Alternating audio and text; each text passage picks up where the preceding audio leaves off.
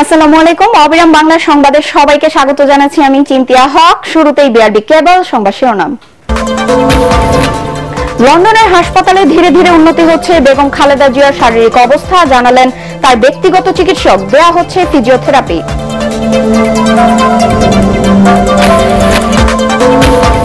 পূর্বাচলে plot জালিয়াতির অভিযোগে শেখ হাসিনা ছেলে জয় সহ 16 জনের বিরুদ্ধে মামলা, সুনির্দিষ্ট তথ্য পাওয়া গেছে, দাবি দুদক মহাপরিচালকের।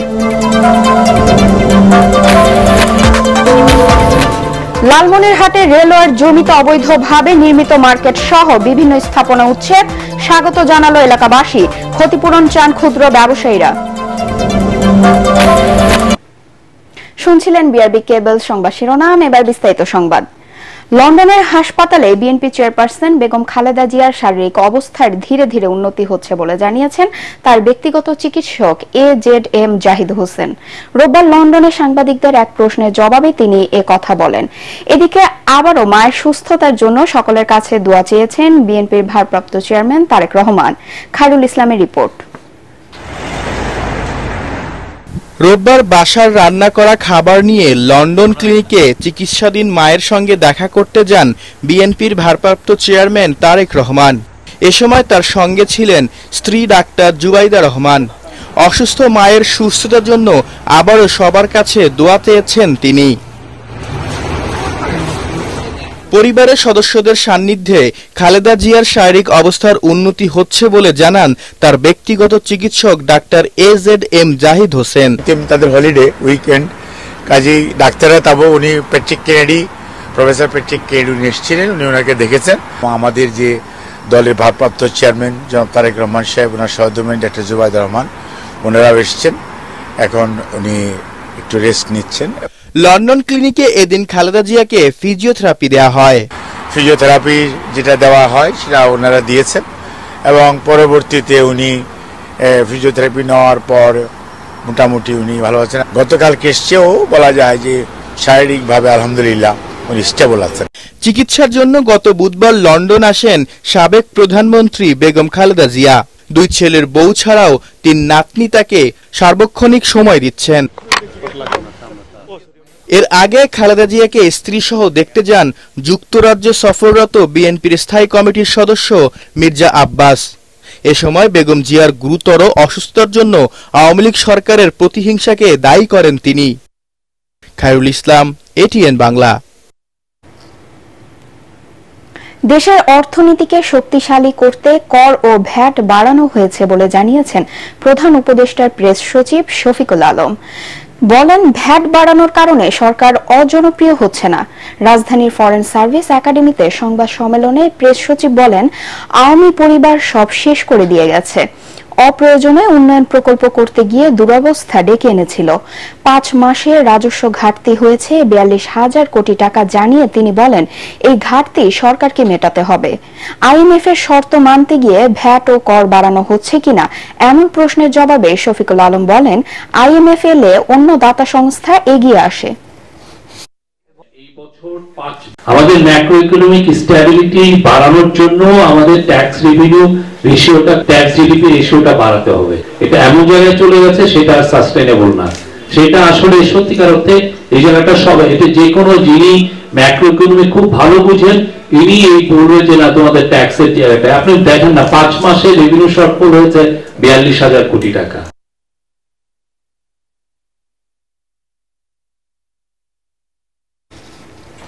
ক্ষমতার অপব্যবহার করে পূর্বাচলে প্লট বরাদ্দ নেওয়ার অভিযোগে সাবেক প্রধানমন্ত্রী শেখ হাসিনা তার পরিবারের 6 জন সহ মোট 16 জনের বিরুদ্ধে মামলা করেছে দুর্নীতি দমন কমিশন। সংস্থাটির মহাপরিচালক জানান, তাদের বিরুদ্ধে অনিয়মের সুনির্দিষ্ট তথ্য পাওয়া গেছে। এর সাথে রাজুকের কর্মকর্তাদেরও যোগসাজশ ছিল বলে জানান তিনি। রিপোর্ট আরদিন সজীবের। ক্ষমতা হারানোর পর প্রথমবারের মতো দুর্নীতির মামলা হলো শেখ হাসিনা ও তার পরিবারের 6 সদস্যের বিরুদ্ধে। ক্ষমতার অপব্যবহার করে প্লট নেয়ায় ধরা খেলেন তারা। গত 26 ডিসেম্বর থেকে অনুসন্ধান শুরু করে দুদক জানতে পারে পূর্বাচল নতুন শহরে কূটনৈতিক জোনে শেখ হাসিনা, তার ছেলে জয়, মেয়ে পুতুল এবং শেখ রেহানা, তার ছেলে ববি এবং মেয়ে রূপন্তীর নামে 10 কাঠা করে মোট 60 কাঠার 6টি প্লট বরাদ্দ দেয়া হয়, যা তারা ক্ষমতার অপব্যবহার করে নিয়েছিল বলে প্রমাণ পেয়েছে দুদক। এ অভিযোগে মামলা হয়েছে শেখ পরিবার এবং একাধিক রাজুক কর্মকর্তা সহ মোট 16 জনের বিরুদ্ধে। প্লট বরাদ্দ সংক্রান্ত আইন, বিধি ও নীতিমালা ও আইনানুগ পদ্ধতি লঙ্ঘন পূর্বক তার মাতা জনাব শেখ হাসিনা সাবেক প্রধানমন্ত্রী সরকারের সর্বোচ্চ পদাধিকারী ও পাবলিক সার্ভেন্ট হিসেবে বহাল থাকাকালে তার উপর অর্পিত ক্ষমতার অপব্যবহার করে অপরাধজনক বিশ্বাসভঙ্গ পূর্বক বিভিন্ন পর্যায়ের কর্মকর্তা পরস্পর যোগসাজশে সাইমা ওয়াজেদ প্লটের বাস্তব দখল সহ রেজিস্ট্রেশন মূলে প্লট গ্রহণ করার অপরাধে দণ্ডবিধির সংশ্লিষ্ট ধারা এবং দুর্নীতি প্রতিরোধ আইন 1947-এর 5-2 ধারায় আজ একটি মামলা রুজু করা হয়েছে। এর সাথে জড়িত রাজুক সহ অন্য সরকারি কর্মকর্তাদের বিরুদ্ধে ব্যবস্থা নেওয়ার কথা জানিয়েছেন দুদক মহাপরিচালক। তারা এই প্লট বরাদ্দের সাথে যে পর্যায়ের কর্মকর্তা এবং যে বেনিফিশিয়ারি যারা আছেন সকলকে এখানে অন্তর্ভুক্ত করা হয়েছে। এছাড়া তদন্তকালে যদি তদন্তকারী কর্মকর্তা মনে করেন এখানে আরো কারো সম্পৃক্ততা আছে বা আরো সম্পৃক্ততা তিনি পান, তাহলে তাদেরকেও এই মামলায় অন্তর্ভুক্ত করা হবে। এছাড়াও শেখ হাসিনা ও তার পরিবারের বিরুদ্ধে 80,000 কোটি টাকা পাচারের অভিযোগ অনুসন্ধান করছে দুদক। আব্দিন সজীব, এটিএন বাংলা, ঢাকা।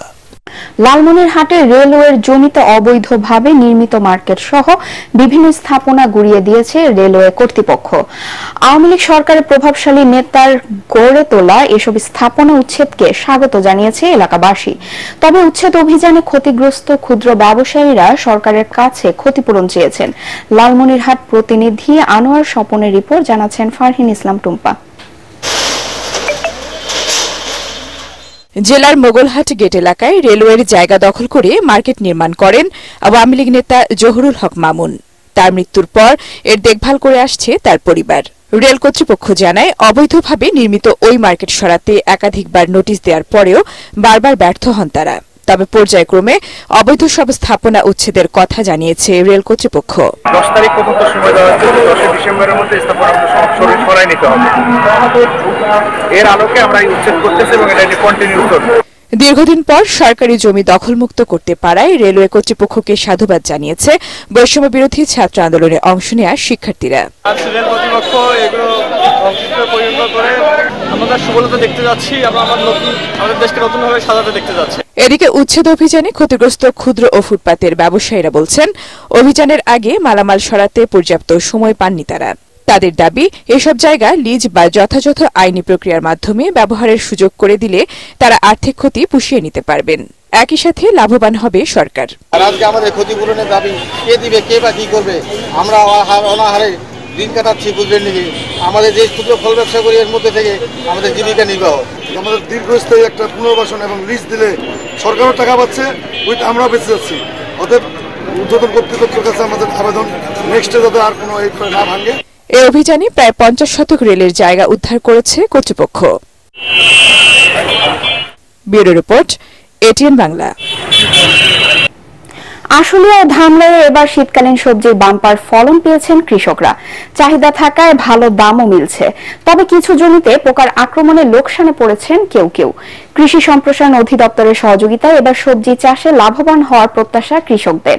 সাভার প্রতিনিধি শেখ বাশারের রিপোর্ট, জানাচ্ছেন তামান্না জেনিফার।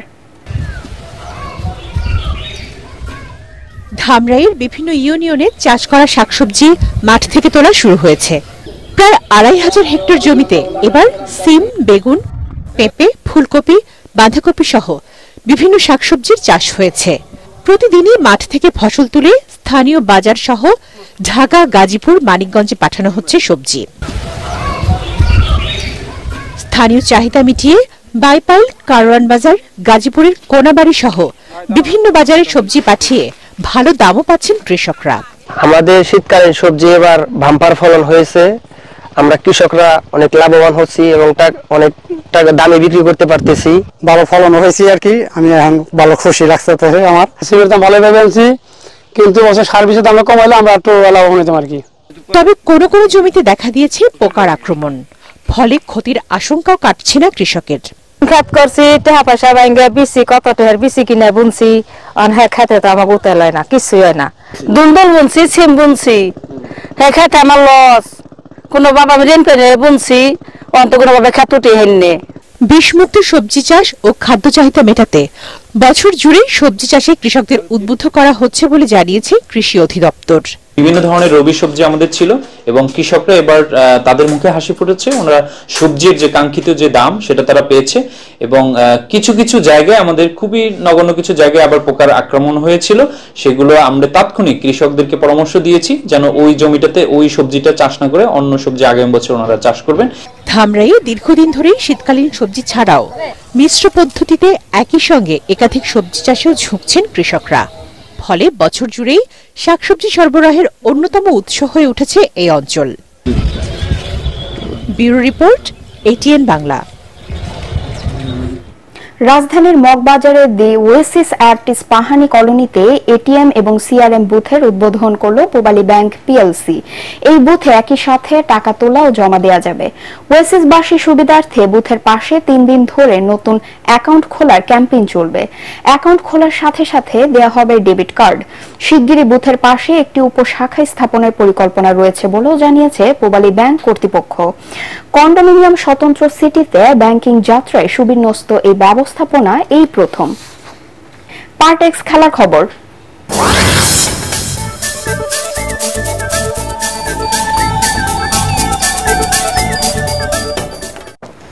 রিয়াল মাদ্রিদকে 5-2 গোলে বিধ্বস্ত করে স্প্যানিশ সুপার কাপের শিরোপা জিতল বার্সেলোনা।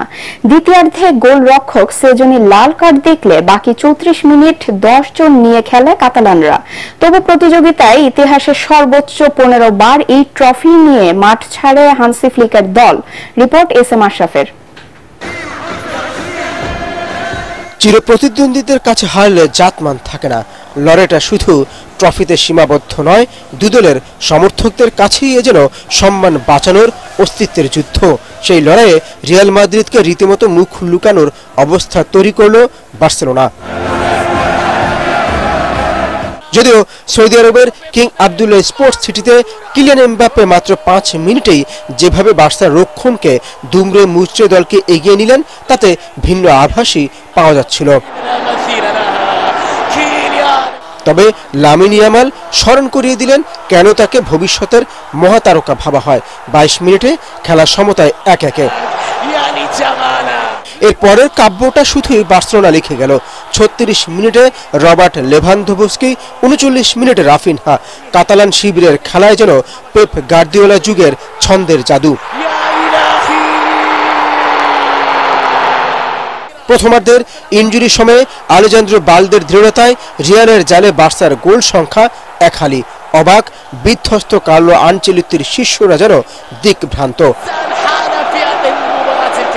দ্বিতীয়ার্ধে রাফিনহার নিজের দ্বিতীয় আর দলের 5ম গোলে জয় প্রায় নিশ্চিত হয়ে যায়। তবু বার্সা গোলরক্ষক সেজনি 56 মিনিটে লাল কার্ড দেখলে খেলায় ফেরার স্বপ্ন দেখে রিয়াল সমর্থকরা। কিন্তু রদ্রিগো শুধু 1 গোলই শোধ দিতে সক্ষম হয়। এ নিয়ে টানা 2টি এল ক্লাসিকোতে অন্তত 4 গোল হজম করল Real Madrid. SM Ashraf, ATN Bangla. শেষ করার আগে বিআরবি কেবল সংবাদ শিরোনাম আরেকবার। লন্ডনের হাসপাতালে ধীরে ধীরে উন্নতি হচ্ছে বেগম খালেদা জিয়ার শারীরিক অবস্থা, জানালেন তার ব্যক্তিগত চিকিৎসক। দেয়া হচ্ছে ফিজিওথেরাপি।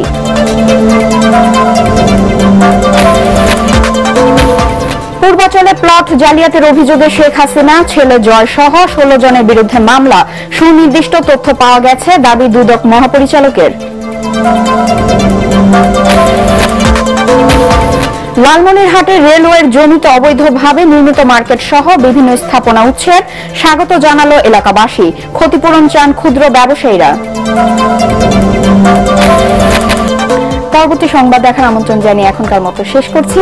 এটিএন বাংলা সংবাদ ইউটিউবে দেখতে ব্রাউজ করুন, youtube/ATN Bangla News। ধন্যবাদ সবাইকে।